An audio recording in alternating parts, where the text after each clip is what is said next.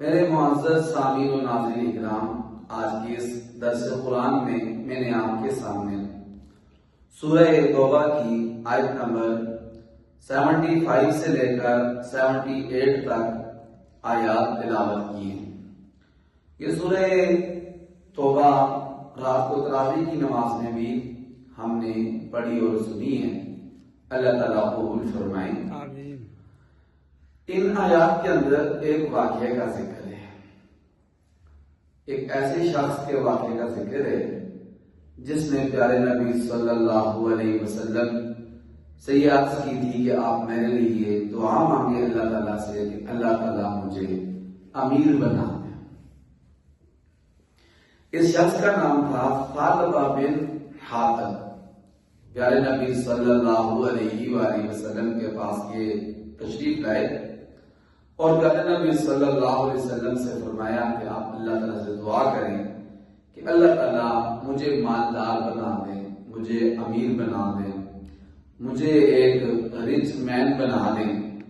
پیارے نبی صلی اللہ علیہ وسلم نے شروع میں انہیں سمجھایا کہ زیادہ مالدار ہونا میں اپنی ذات کے لیے بھی پسند نہیں کرتا۔ میں زیادہ مالدار ہوں، میرے پاس زیادہ دولت ہو، میں اپنی ذات کے لیے بھی اسے پسند نہیں کرتا۔ اور پھر اس بندے نے پھر اصرار کیا، ثعلبہ بن حاتب نے کہا نہیں جی آپ میرے لیے لازمی دعا مانگیں۔ اللہ کے پاک نبی صلی اللہ علیہ وسلم نے پھر حکیمانہ طور پر پھر انہیں سمجھایا کہ وہ تھوڑا مال جس کا تم شکر ادا کر سکو اس زیادہ مال سے بہت بہتر ہے جس کا تم شکر ادا نہ کر سکو۔ اس میں پھر یہ سمجھانا تھا کہ جتنا تمہارے پاس ہے تھوڑا بہت یہ اللہ کا فضل ہے، اس پر اللہ تعالیٰ کا شکر ادا کر سکو۔ لیکن اس بندے نے پھر اصرار کیا، کہا نہیں جی آپ میرے لیے لازمی دعا مانگیں کہ اللہ تعالیٰ مجھے زیادہ امیر بنا دے۔ تو پیارے نبی صلی اللہ علیہ وسلم نے دعا مانگ دی کہ اے اللہ تعالیٰ اس اپنے بندے ثعلبہ بن حاتب کو امیر بنا دے، مالدار بنا دے، پیسے والا دولت والا بنا دے۔ ہمارے نبی صلی اللہ علیہ وسلم تو آپ کو پتہ ہے کہ مستجاب الدعوات ایسے ہیں کہ اللہ تعالیٰ کی دعائیں قبول فرما دے۔ اللہ تعالیٰ نے دعا قبول فرما لی۔ اس بندے کو اللہ تعالیٰ نے بکریاں دی۔ اچھا بکریاں دی تو دن بدن وہ بڑھنا شروع ہوگی، زیادہ ہونا شروع ہوگی۔ مدینہ شہر کے اندر بھی اس کا گزارا نہیں ہو رہا تھا۔ اب پتہ ہے مالوں میں زیادہ ہو تو آبادی کے اندر رکھنا مشکل اور کم ہو، تو یہ مدینہ شریف سے باہر شفٹ ہو۔ پہلے یہ ساری نمازوں میں آتا، پانچوں نمازیں پیارے نبی صلی اللہ علیہ وسلم کے ساتھ مسجد نبوی شریف میں ادا کر۔ جب مال مویشی کے پیچھے لگ گیا، اپنے کام کاروبار میں لگ گیا، تو اس سے نمازیں جو ہے وہ رہ گئی، پانچوں کی پانچیں رہ گئی۔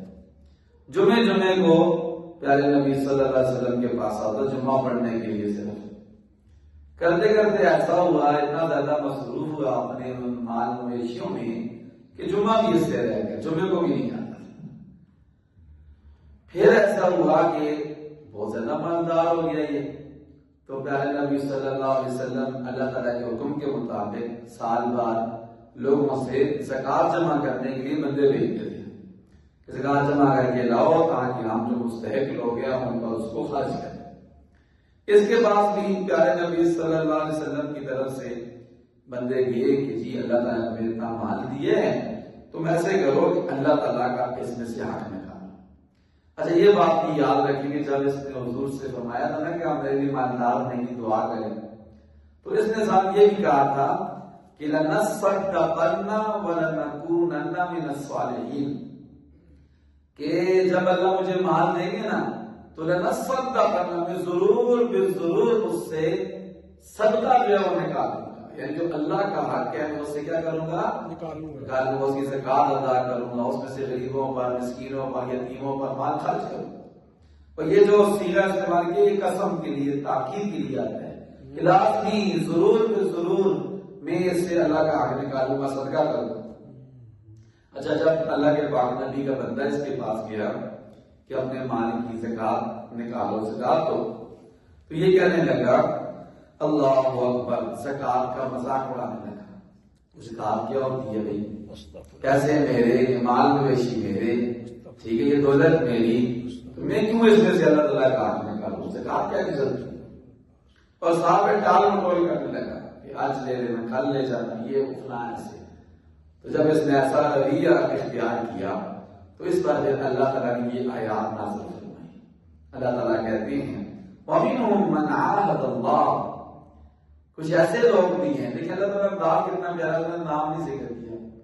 اللہ تعالیٰ کو ڈرتے تو نہیں تھے، اس نے نام نہیں ذکر کر سکتے تھے، لیکن یہ اللہ تعالیٰ کا ایک طریقہ ہے قرآن پاک میں، جب اللہ تعالیٰ کسی کی بات کو ذکر کرتے اس کا نام نہیں ذکر کرتے، کسی کی خامی کو ذکر کرتے اس کا نام نہیں ذکر کرتے، جنرل بات کرتے ہیں تاکہ اگلے بندے کو بات بھی سمجھ آ جائے اور اس کی آبروریزی بھی نہ ہو، اس کی بےزتی بھی نہ ہو.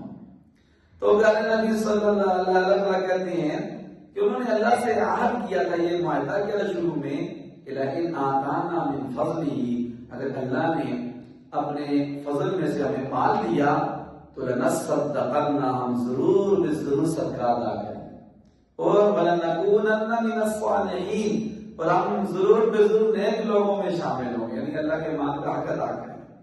لیکن کیا ہوا پھر؟